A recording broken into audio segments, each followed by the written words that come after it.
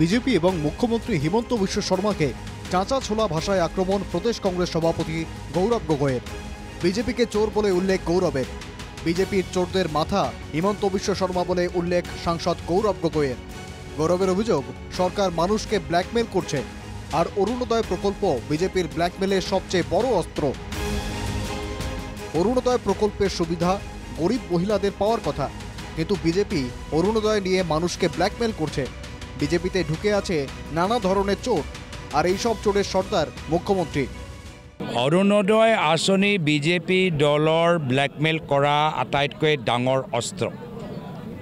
অৰুণোদয় আঁচনি দুখীয়া মহিলাখিনিক পাব লাগে, কিন্তু এই বিজেপি দল য'ত গৰু চোৰ, বুট চোৰ, মাটি চোৰ, আঁচনি চোৰ সোমাই আছে, য'ত কয়লা, বালি, পাথৰ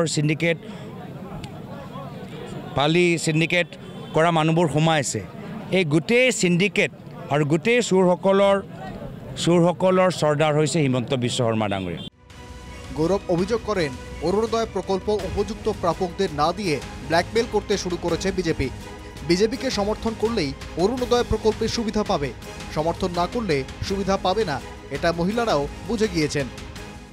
যিজনে অৰুণোদয় আঁচনি উপযুক্ত মহিলাগৰাকীক দিয়াতকৈ ব্লেকমেইল কৰিবলৈ আৰম্ভ কৰিছে।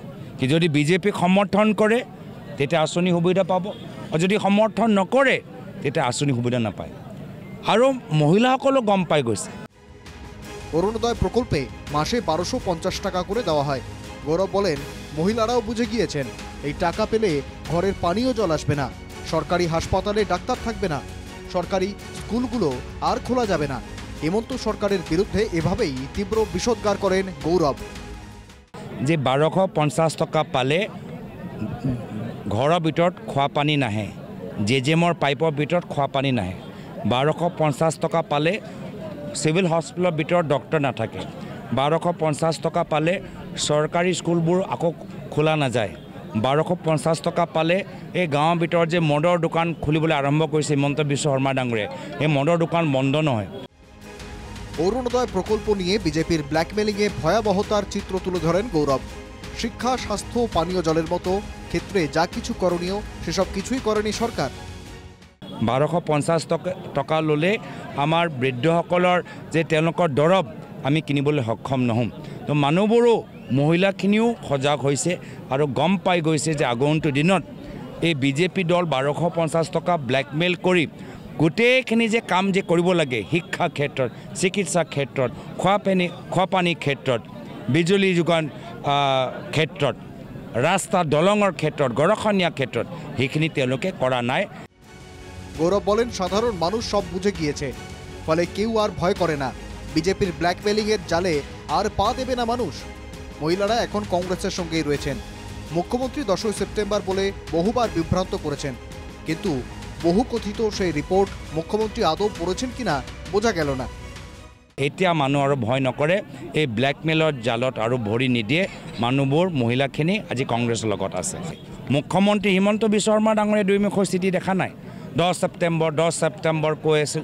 এতিয়া 10 ছেপ্টেম্বৰ আজি তাৰিখত তেওঁ গোটেই ৰিপৰ্টটো পঢ়িলে নে নাই পঢ়া আমি সেইটোৱে গম পোৱা নাই। জোরহাটের সাংসদ গৌরব বলেন, গত বিটিআর নির্বাচনে বিজেপি যেসব প্রতিশ্রুতি দিয়েছিল সেসব পূরণ করেনি।